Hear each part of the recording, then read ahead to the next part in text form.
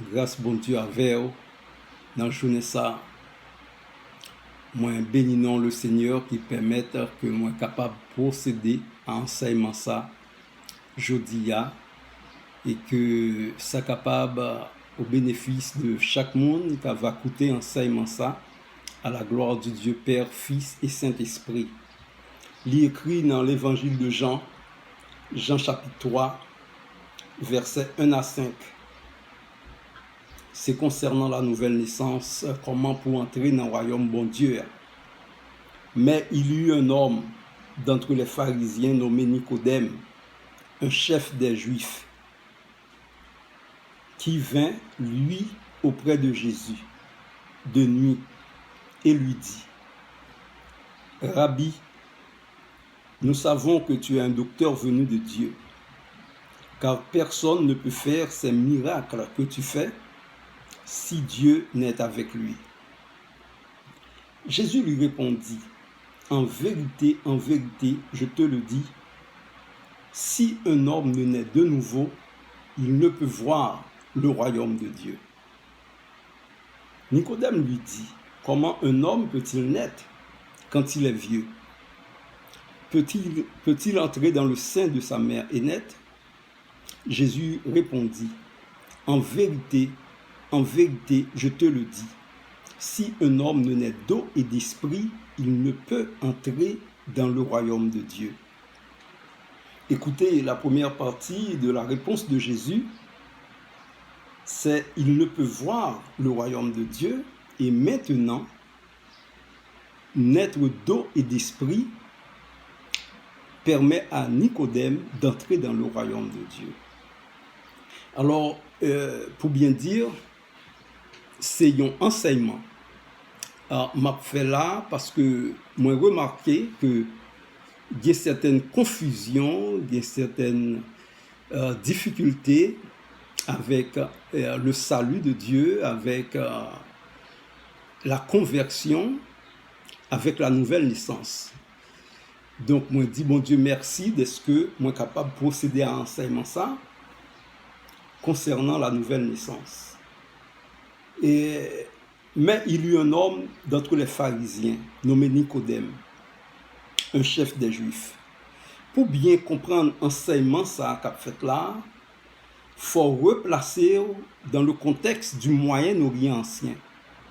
Il faut retrouver en Israël, à Jérusalem, du temps de Jésus, pendant que Jésus t'a marché sous terre. Et il faut saisir conversation ça avec Nicodème pour comprendre comment bon Dieu accordait le salut à l'homme, passant par la nouvelle naissance, c'est-à-dire une naissance surnaturelle.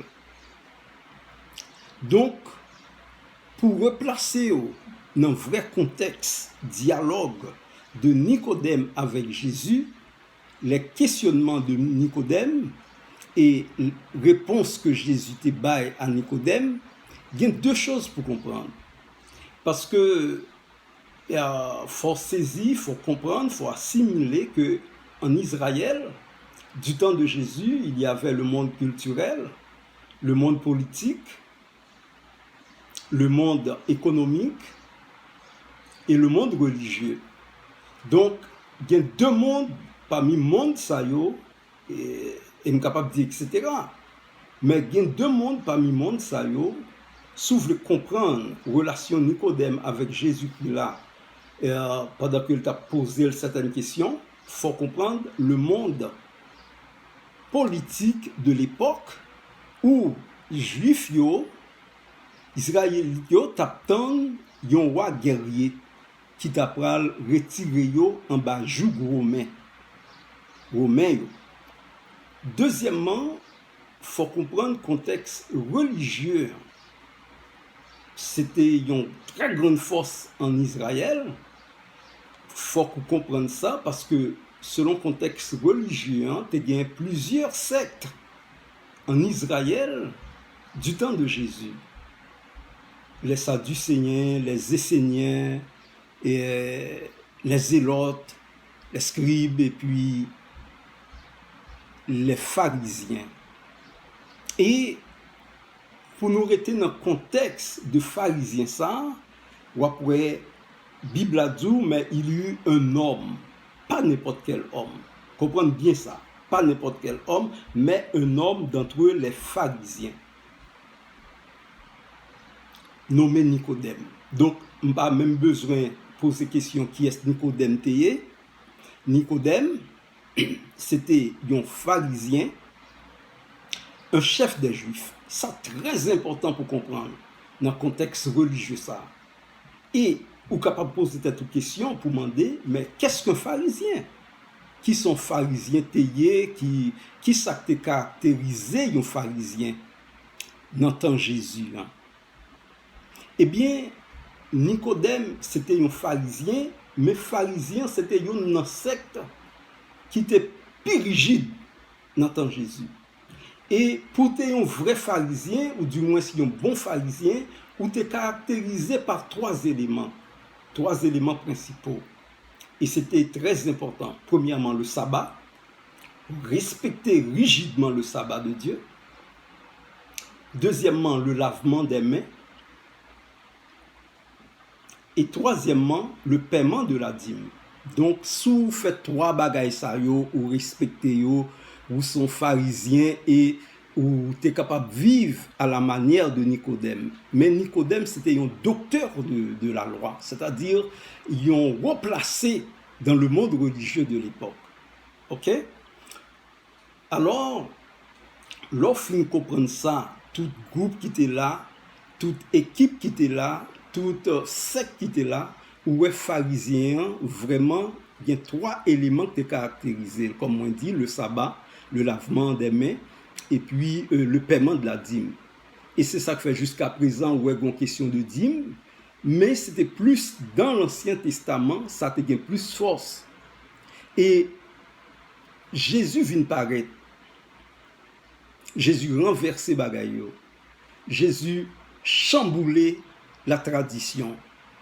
Et puis, il vini, pharisiens yo, te gen une approche sur Jésus, yo te gen une définition par rapport à Jésus-Christ, et yo te tombé dans le blasphème, que c'est par le prince des démons que tu chasses les démons, et Jésus te gen une position par rapport à pharisiens, jusqu'à ce que Jésus dise, si votre justice ne surpasse pas celle des scribes et des pharisiens, vous n'entrerez point dans le royaume de Dieu.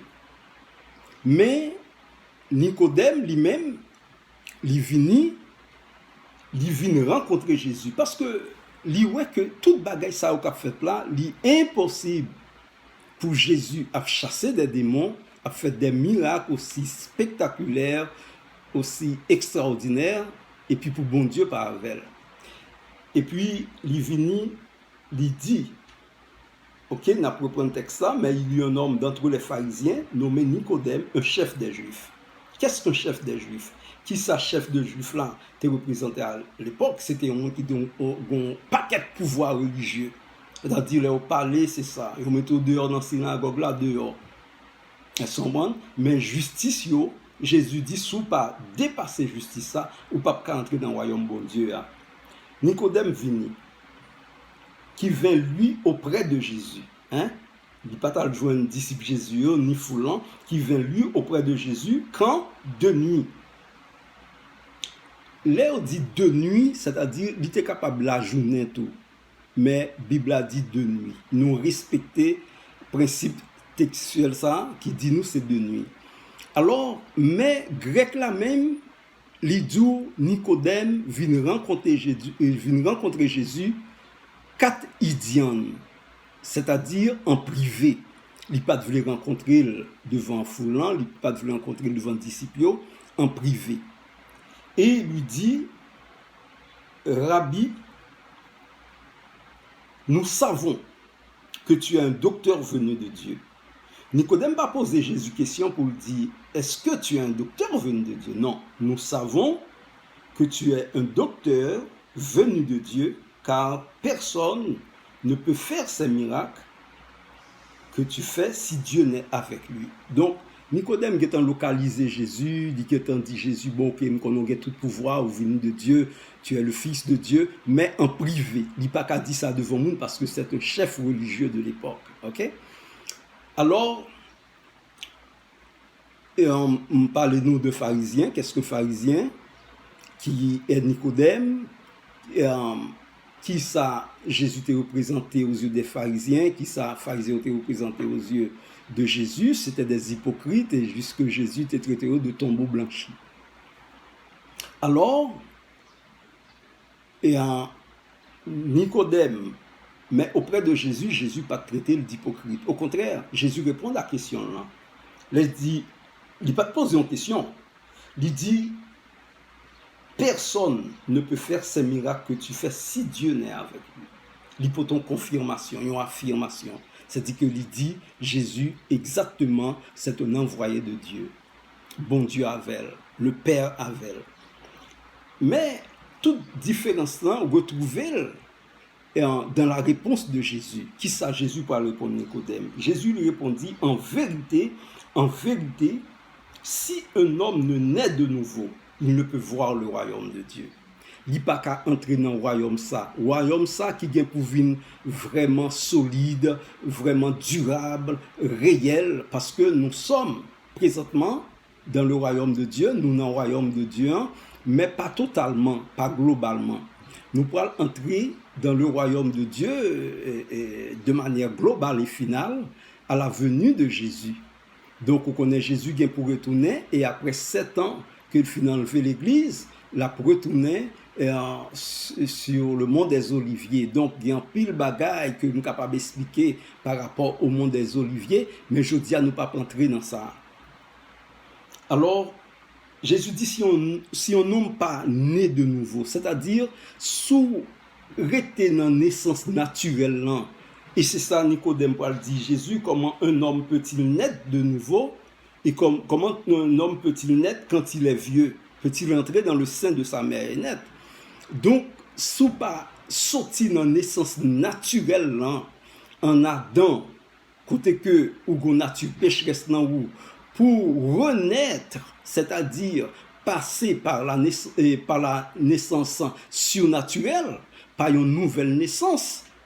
Jésus dit, sous pas passer par nouvelle naissance, ça, ou pas qu'entrer dans le royaume bon Dieu. Et c'est là saluant, c'est la conversion, c'est là que nous venons l'autre créature, car vous connaissez que il est écrit dans 2 Corinthiens 5, verset 17, si quelqu'un est en Christ, il est une nouvelle créature. Bagaille yo changé, ou sortir en Adam, ou entrer en Jésus, et pour renaître, ou entrer dans une nouvelle humanité. Ok, donc, ou passer par la nouvelle naissance, ou converti. Mais on comprend que certaines personnes pas qu'à comprendre le thème conversion, ça. La conversion, c'est changer de vie. La conversion, c'est changer de direction. Changer de vision du monde. Ou t'es quoi dans tel bagaille qu'on y a changé perspective et puis ou changer de vision du monde pour entrer dans le véritable. Car il est écrit dans 1 Jean 5, verset 20, nous savons que le Seigneur est venu et qu'il nous a donné l'intelligence pour connaître le véritable. Et nous sommes dans le véritable. Nous qui croyons au nom du Fils unique de Dieu. C'est lui qui est le Dieu véritable et la vie éternelle. Alors, Nicodème était supposé comprendre bagaille ça yo. Et Jésus avançait et pour dire Nicodème et changement de vie, nouvelle naissance, conversion, c'est sorti dans le monde des ténèbres pour entrer dans le monde de la lumière. Et quand Jésus dit que dans Jean 8, verset 12, je suis la lumière du monde. Celui qui me suit ne marchera plus dans les ténèbres de la mort, mais il aura la lumière de la vie. Et en Nicodème, naître de nouveau, conversion, c'est recevoir le pardon de Dieu. Recevoir le pardon de Dieu en Jésus-Christ. Et dans Luc 24, verset 47, si nous regardons Luc 24, verset 47, il dit nous exactement, et que la repentance et le pardon des péchés seraient prêchés en son nom à toutes les nations, à commencer par Jérusalem. Donc, c'est recevoir le pardon de Dieu. C'est recevoir le salut de Dieu par la grâce de Dieu. en Jésus-Christ. Et Nicodème, net de nouveau, converti, s'est lavé ses vêtements dans le sacrifice du sang de l'agneau, puisque Jésus est l'agneau immolé. Ou avez ça dans Colossiens 1er, verset 19 et 20. Ou capable de lire et passer ça. Donc, faut qu'on fait attention. Parce que nous voyons que l'on a parlé de quelques personnes, avec quelques personnes de conversion, il y a toujours gagné une réfutation. Premièrement, il y a capable de dire bon Dieu pas dit ça, bon Dieu pas demandé toute bagaille ça yo, et puis il y a dit et deuxièmement, c'est cœur qui a sauvé, et il dit c'est même bon Dieu. Mais oui, c'est capable même bon Dieu, mais chemin pas même. Ou capable de passer par l'autre chemin pour joindre bon Dieu, Dieu le Père, mais Jésus est le vrai chemin. Donc, si vous ne retrouvez en Jésus-Christ pour naître de nouveau, ou pas entrer dans le royaume bon Dieu. Alors, conversion et nouvelle naissance là. Donc, nous parlons des réfutations des gens qui ne comprennent pas encore le terme conversion, qui ont changement de direction, changement de vie, changement de comportement. Et Jésus dit Nicodème, en vérité, je te le dis, si un homme ne naît d'eau et d'esprit, il ne peut entrer dans le royaume de Dieu. Ou pas qu'à le royaume bon Dieu, sous pas d'eau et d'esprit. Et dans Ézéchiel 36, où est bon Dieu d'où l'a purifié cœur avec son eau pure, la purifié de toute souillure, de toute idole. Et puis il dit là-bas où il y a un cœur nouveau, il y a un esprit nouveau. C'est esprit nouveau ça, c'est Saint-Esprit de bon Dieu ça, leur recevoir Jésus-Christ qui convaincu de péché, de justice ou de jugement. Il y a des gens qui sont capables de dire, ah, c'est le contraire, ils sont convaincus d'abord de péché, de justice et de jugement, mais on prend sauve les uns et nous convaincus de péché, de justice et de jugement, et puis nous accepter le Seigneur, ou bien yon est fait, et puis l'autre l'a réalisé. L'essentiel, est-ce qu'on passe par la nouvelle naissance, est-ce qu'on est de nouveau? Donc, conversion ça, nouvelle naissance ça, et il faut détromper par rapport à nouvelle naissance là, parce que toute la différence est dans la réponse de Jésus à Nicodème. Fais attention. Faut qu'on naît de nouveau, faut passer par la nouvelle naissance, faut qu'on convertit. Si vous pas changer de direction, vous pas entrer dans le royaume bon Dieu. Si vous pas changer d'antenne, si vous pas changer de fréquence radio, si vous pas changer de vision du monde, si vous pas changer de canal dans la télévision, ou pas entrer dans le royaume bon Dieu. C'est toute bagaille ça où Jésus dit si un homme ne naît de nouveau, si vous pas entrer dans la nouvelle humanité, si vous pas déplacer et en Adam pour entrer en Jésus-Christ, ou pas qu'entrer dans le royaume bon Dieu, il faut replacer en Jésus-Christ. Il faut sortir dans le monde charnel pour entrer dans le monde spirituel en Jésus-Christ. Alors, moi, bien content de parler avant, mais toujours comprendre que le Saint-Esprit convainc nous de péché, de justice et de jugement. Alors, nous bien contents enseignement ça. Et si vous avez une question, vous êtes capable de poser moi, soit par Messenger, et puis m'a répondu nous parce que vous connaissez, dans 18 minutes et demie, nous ne sommes pas capables de dire toute bagaille. Si tu as une petite confusion, moi là, m'a répondu à certaines questions. Que bon Dieu bénisse et fortifie au nom de Jésus. Merci pour l'enseignement ça qu'on recevoir. Au nom de Jésus. Amen.